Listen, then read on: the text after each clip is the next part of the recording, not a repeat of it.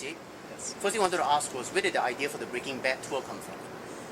The idea came from the two of us being super fans of the show. We took that love of the show, talked to some friends who were also fans of the show, and the idea was, maybe we should do a tour of the locations of the show. We put the tickets on sale, and the first one we did was July 15th, opening episode of season 5. Sold out, great success, which gave us an idea to add more tours, which we've done, with all those tours being sold out as well. So the tour was basically born out of our love for the show. We've had people from all over the world that actually plan their vacation to the U.S. around whether or not they can get seats on the Bad Tour.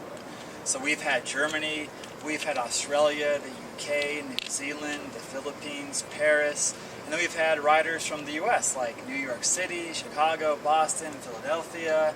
We had a girl who came down from Denver, Colorado, all by herself on the very first tour of the season this past April. She took the 7-hour drive to come down here, took our 3.5-hour tour, and then got back in her car and had a 7-hour drive to get back home, and she had to work at about 7 a.m. the next morning, going back to work on a Monday. So we've had huge response. It's been amazing by just die-hard Breaking Bad fans. The Philippines is pretty far. Paris, I mean, maybe Australia. Australia might be the furthest. Yeah. The most popular locations would be the Los Pollos Hermanos location. That's a big jaw dropper when we turn the corner into there.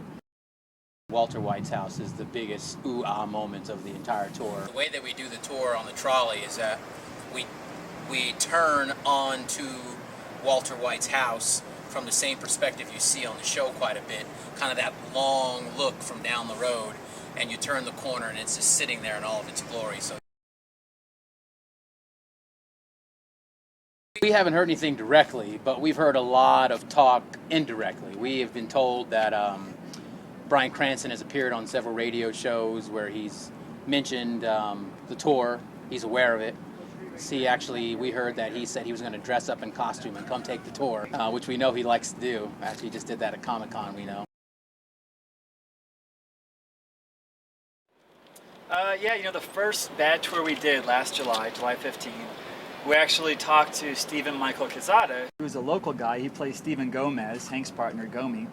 And when we got to Los Pollos Hermanos, and then in walked Stephen Michael Quezada and surprised him. And we also ran into, on our tour last summer, we were driving down the final stretch, and the actor that plays Combo is a guy named Rodney Rush. He actually pulled up next to us in his car, and he was like, "What are you guys doing?" And the back of the trolley was just like, "Oh my God, it's Combo." And they're like, "We're doing a Breaking Bad tour.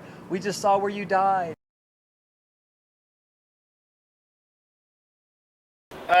We hear people who say, Breaking Bad, the subject matter is bad for Albuquerque.